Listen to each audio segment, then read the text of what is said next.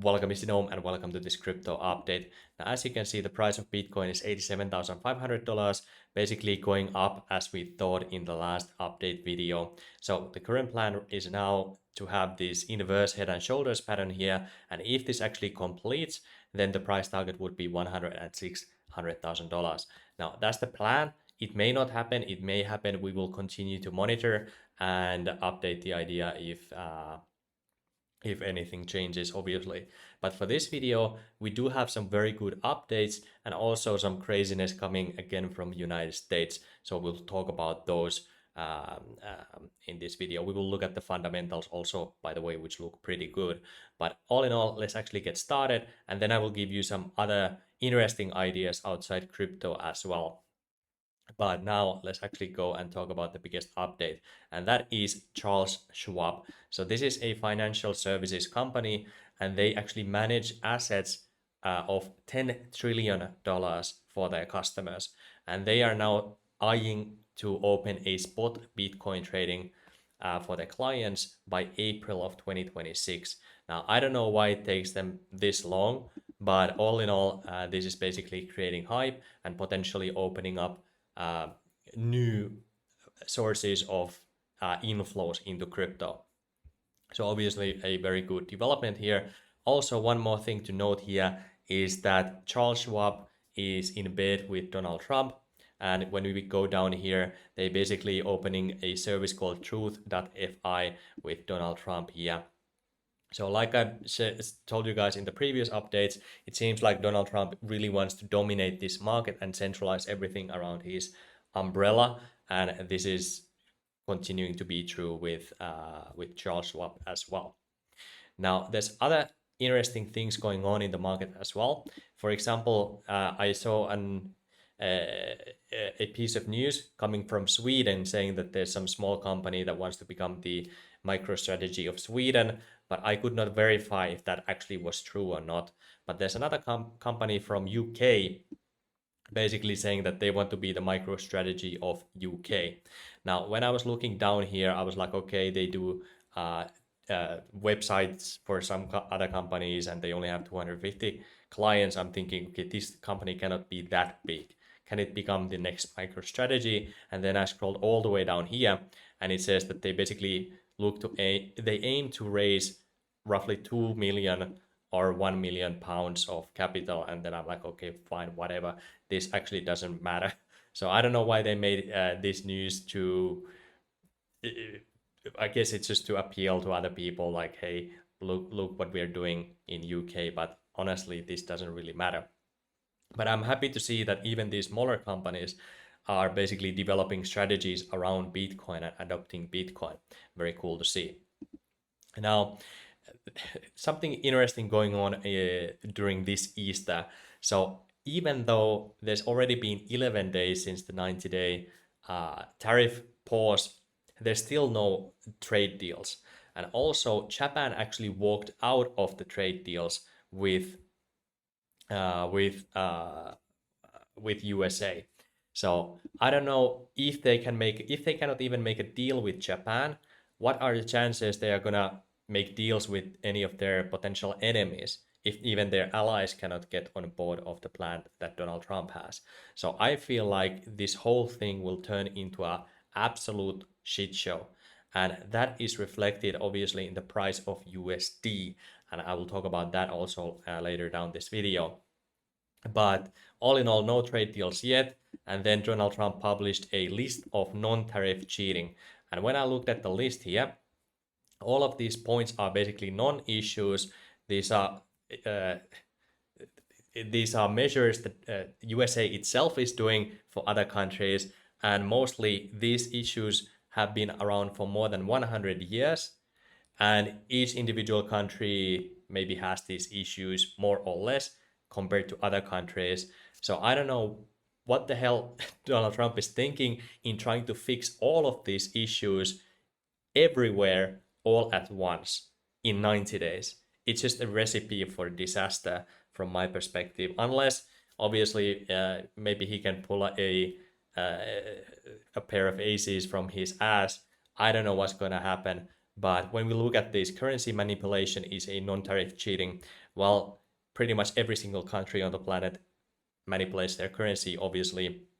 VATs do not even affect United States companies because they are implemented across the board uh, uh, through every single product. So VATs does not give competitive and advantage to a, let's say, a European company compared to a US company in the same market. So this is basically a non-issue.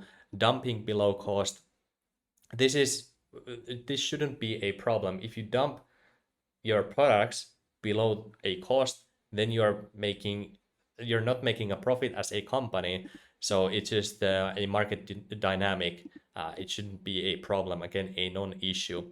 Export subsidies and other government subsidies. Now, this is something. Why doesn't USA do this for its own industries? If other countries are doing this and it's working out for them, why doesn't USA do it itself? Why does USA want to enforce other countries to basically to not subsidize their export industries? It doesn't make any sense to me.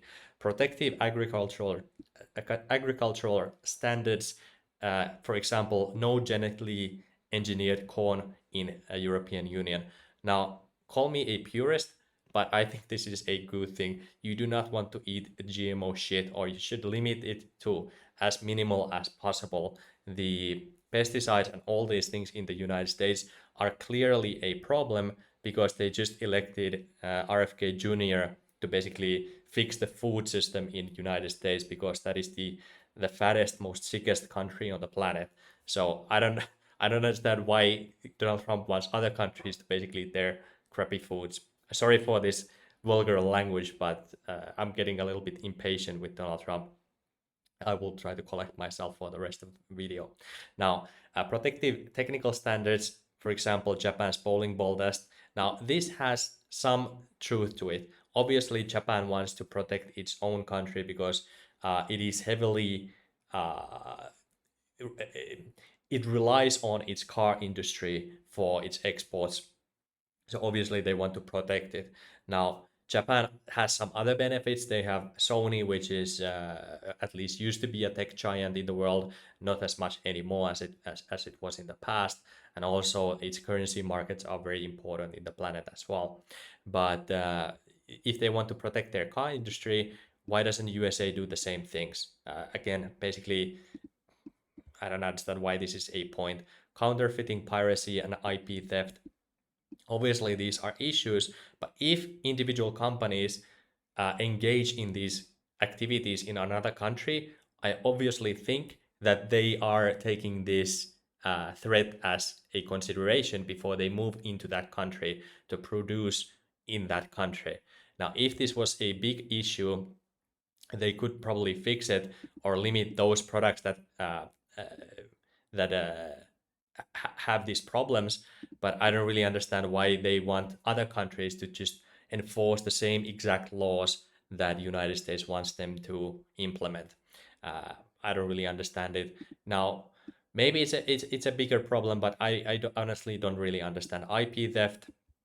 There's even a lot of people in the United States that say that the IP laws are a little bit crappy. They allow multinational big corporations to basically block IPs, and it blocks development. So there's basically two sides to this coin as well. Transshipping to evade tariffs.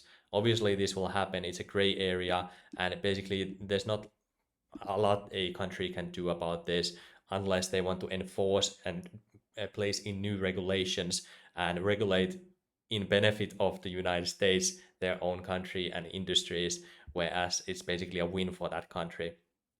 So all in all of these points at least are very questionable and not really anything that I would consider serious or useful. But he wants to fix all of these points for every single country. So I don't really understand what the hell they are thinking over there. But it does not give me any confidence that this current government is basically they know what they're actually doing there. Now, that's just my opinion. I don't have any credibility. Obviously, this is just my take, but maybe some other people have better takes on this. But I don't see any point in any of this. Now, going back to the weekend here, uh, basically we already covered all of these things. Now, going into the crypto markets, I do want to talk about a few things here. The thing that I want you to guys look at is the volume of stablecoin transactions over at blockchain technology. So the amount of stablecoin volume through blockchain transactions has actually surpassed the whole of Visa network. Now, there's obviously a lot of wash trading, and because most of the transactions have to do with actual trading, then and Visa platform, obviously people don't really trade through Visa, is for commerce, so it's not really comparable, but it gives you an idea how big of a change this has been compared to, for example, 2023, where now basically the amount of stablecoin transactions has doubled. This is much faster growth rate than, for example, you can see here on a Visa. So that is basically what you guys should look at, is the amount of stable coins running through on blockchain. And this is obviously good. And then I just wanted to add something here. So basically Ethereum is most of these stablecoin transactions, as you can see from the post by Coin Bureau. But when we take a look at Tron network, you can see that they actually settle about $20 billion in USDT per day, and that equates to roughly $7.3 trillion. So from this $27 trillion, basically 1/4 is coming through Tron network. And you can see the growth of USDT transactions through Tron network.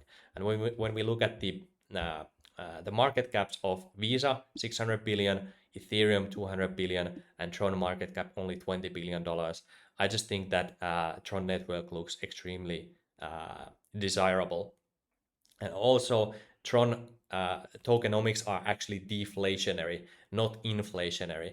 So from that point of view, it's also a big win. Now, I'm a Ethereum bull right now, as you saw from my previous update, but I also want to show you guys that Tron actually seems to do pretty well, or most likely will do well going into the near future as well. Another update from Tron is that they are considered to be added as a ETF product as well. So this could be huge potential new inflow for Tron as well in the near future. We don't know if it will go live or not, but it has now been filed to go live. So let's hope so. But Tron actually seems to have found its niche, which is the stablecoin transactions. Now, going into what's going on in the real economy, I just want to highlight to you guys that when we look at the inflation expectations, they have now spiked to the upside. This is a huge spike, completely the opposite of obviously what Donald Trump wanted, because he campaigned on low inflation. And now the inflation expectations are going high to the upside, exactly like I told you guys that the tariffs are inflationary. So the inflation expectations are going to the upside. And as a result, the betting markets are now betting that there will be no change in May to the current interest rates. So the interest rates will most likely continue as they are, because the inflation expectations are growing. We will get the numbers obviously at the beginning of May, but most likely there will be no rate cuts in May. Now, things could change, but this is the situation right now. When we go and take a look at the inflows, outflows from Bitcoin ETFs, we saw another day of inflows. Actually, this is the same inflow that I showed you in Thursday update, so never mind that. Obviously, there was the Easter, so I forgot about that. But anyway, let's continue to the Onchain Metrics, where we do have some updates. Now, the biggest update comes again from the supply of Bitcoin on exchange reserves, which has continued to decline. We're not seeing an inflow even at this price move, at least yet. It may change later today, but at least for now, the flows have been from exchanges into private wallets, which is the direction that we want to see. Fundamentally speaking, this is always bullish when we see Bitcoin leaving exchanges. It may create some liquidity issues down the line, but most likely it's gonna create liquidity issues for us in the positive sense, because there's not supply, but there's demand, which forces the price to go up. Now, over the weekend, at least over the Easter, practically nobody has been selling their Bitcoin from the big wallets. So wallets that have held Bitcoin for more than 90 days, more than 1 year, or more than 3 years, basically nobody has been selling throughout the Easter. Now, it doesn't necessarily mean anything because this was a special weekend, but it's interesting to see that practically nobody was selling here or moving even their Bitcoin. One interesting point to look at from my perspective is this. So when we look at the different wallet sizes and how much Bitcoin they have, we are seeing a drop in amount of Bitcoin held by 10,000 or more Bitcoin holding wallets. So here you can see today we did see some outflow from those wallets. I don't know where the money went, but when we look at obviously these graphs, you can see that 100 to 1,000 Bitcoin holding wallets, they have actually been accumulating Bitcoin at some slow pace, basically throughout all of this downturn here. So those have been accumulating, and also this brown line here. Now, I don't usually talk about this brown line because this is actually the total amount of Bitcoin holding wallets in existence, which is currently almost 55 million wallets. So it's nice to see that these small wallets have actually been accumulating Bitcoin during this downturn here. Maybe some small investors have been accumulating, but the net effect, when we look at the pink line here, which is the 0 to 1 Bitcoin holding wallets, there's basically no change in that. So the small investors basically have been just flatlined throughout this this whole move here, not accumulating nothing. But maybe some of them are still accumulating here, but some are selling at the same time. So that's why there's no change in the amount of Bitcoin that they actually hold. But all in all, just interesting to see a lot of people are opening new wallets and depositing some small amounts of Bitcoin in that. Now, looking into short-term fundamentals, let's take a look at the liquidation heat map. We got the first liquidity zone tagged here. Now, there's a lot more yellow since my previous update, all the way basically up to 91K. So let's see if the move actually continues all the way up here. But I actually do expect still that basically pullback move back to the downside here. 89K, something like that would make a lot of sense to me. Even 89.5K could still happen, and from there a move back to the downside. And this here is the liquidity pocket that I showed you guys. Here you can see $300 million, $500 million, 600, 500, 600, 500, basically all the way down to 81K, $80,500. So this liquidity pocket exists here. So if market makers have their way, I think they would like to go tag it. Now, let's actually go back to the charts here, and there's a couple of things that I want to show you guys. So this would be the liquidity pocket that I was talking about here. So now I shared the idea with Bitcoin USD pair. But as you know, when we go and take a look at the price of USD compared to Euro, there has been a major change in this chart here. So let's go to the weekly view actually and zoom out, or to the monthly view. Actually, this is not the chart that I wanted to.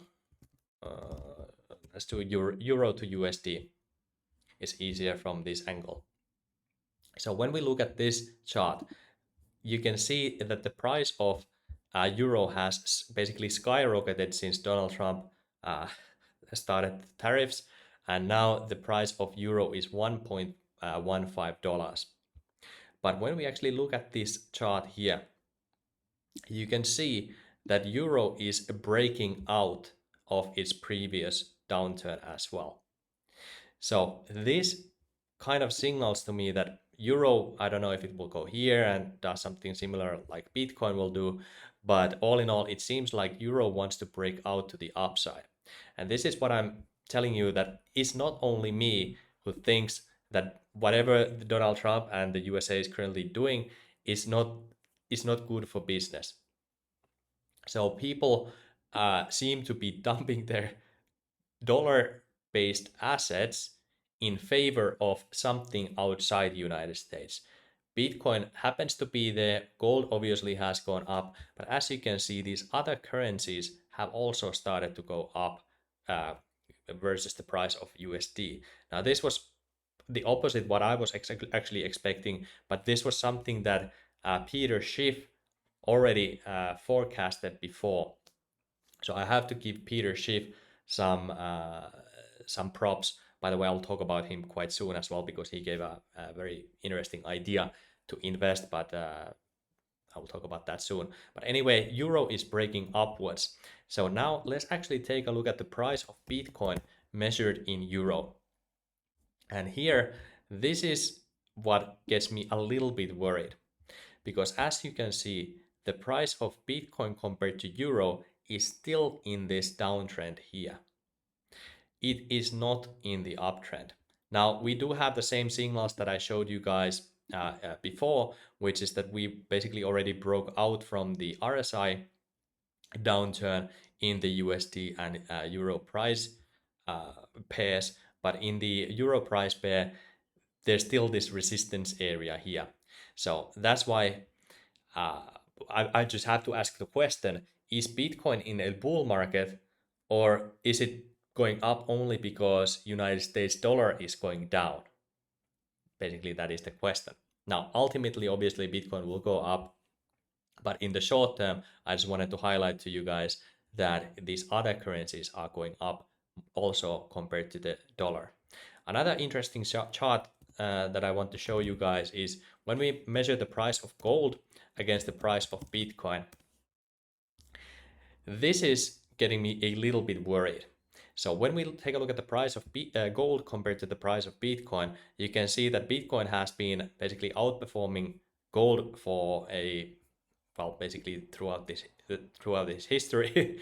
But right now, gold is actually breaking out of this downturn as well. And this is getting me a little bit anxious. If gold is gonna go on a massive bull run, we're seeing China buying gold, we're seeing a lot of investors buying gold. Gold is going up when everything else is going down. If Bitcoin will actually be left behind in this move. Now, I don't expect it to happen, but I just wanted to show you guys this idea here that actually gold might start to trend upwards compared to the price of Bitcoin. So I don't know if that will happen or not, but it's just an interesting idea here to look at as well.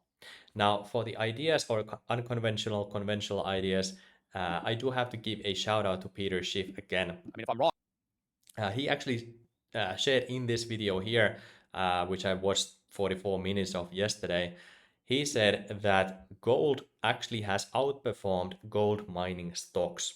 So when we look at gold mining stocks, you can look at, for example, GDX, which is basically the gold miner ETF. And when you look at this, it has obviously pumped to the upside here quite well. But when you compare the gold miner ETF to the price of gold, here is the idea, sorry, not gold USD, just gold. So when we look at this one here, you can see that the gold mining stocks are basically, well, not exactly flat. It had a beautiful bounce here already, but it is not outperforming gold. And usually when gold goes on a bull market, then gold mining stocks outperform the price of gold. And if you want to basically do this trade completely, what you could do is you may want to look at gold mining stocks outside United States, so that they are priced in a different currency than the USD. That could give it an edge. If you look at small gold mining stocks, they might be better than the big ones because firstly, obviously, the capitals flow into big companies first, and then later down the line into smaller companies. So you may find some good deals here. Another reason why gold mining companies might do pretty well in the medium term is when you take the when you look at the price of oil. You can see the price of oil is going down because people are fearing a recession because of these tariff policies, which means that there's less movement of capital, less movement of people, and then obviously there might be an oversupply of oil. So the price of oil is going down. Now, why this is important for when we talk about gold is that to mine gold, you need energy, and the price of oil is basically the anchor for the price of energy required to mine gold. Now, if gold is going up, that means that the gold mining companies are making a profit, a higher margin of profit. And if the price of energy is going down, that means that their costs also go down.